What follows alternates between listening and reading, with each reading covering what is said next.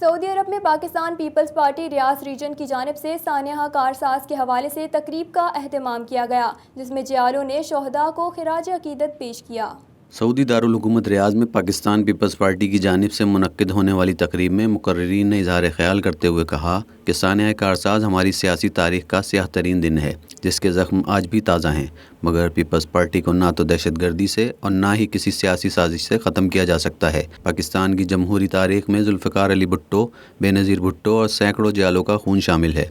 اس لیے ہمیں مل کر جمہوریت کو مضبوط بنانا ہے۔ پیپلز پارٹی مڈل ایسٹ کے جنرل سیکرٹری محمد خالد رانا، پیپلز پارٹی سعودی عرب کے سینئر نائب صدر یونس ابو غالب اور ریاض کے صدر احسن عباسی نے کہا کہ پیپلز پارٹی پاکستان کی پہلی جمہوری جماعت ہے جو ووٹ کی طاقت پر یقین رکھتے ہوئے پاکستان کے نظام کو جمہور کی امنگوں کے مطابق چلانے کی بات کرتی ہے۔ سانحہ کارساز کے ذمہ داروں کو اگر بروقت کیفر کردار تک پہنچایا جاتا تو آج محترمہ بے نظیر بھٹو جیسی عالمی لیڈر سے ہم محروم نہ ہوتے، مگر اس کے باوجود ہمارے حوصلے بلند ہیں اور جمہوریت کے لیے پیپلز پارٹی کے جیالے ہر سیاسی جدوجہد کو جاری رکھیں گے اور بلاول بھٹو زرداری کی قیادت میں متحد رہیں گے۔ تقریب سے قاضی اسحاق میمن، وسیم ساجد، ریاض راٹھور، سردار رزاق، عدیل رانا، اعجاز رحیم، صداقت حسین بھرگوش، سردار نصیر، عبد الکریم خان، شریف بلوچ بھٹو اور دیگر نے خطاب کیا۔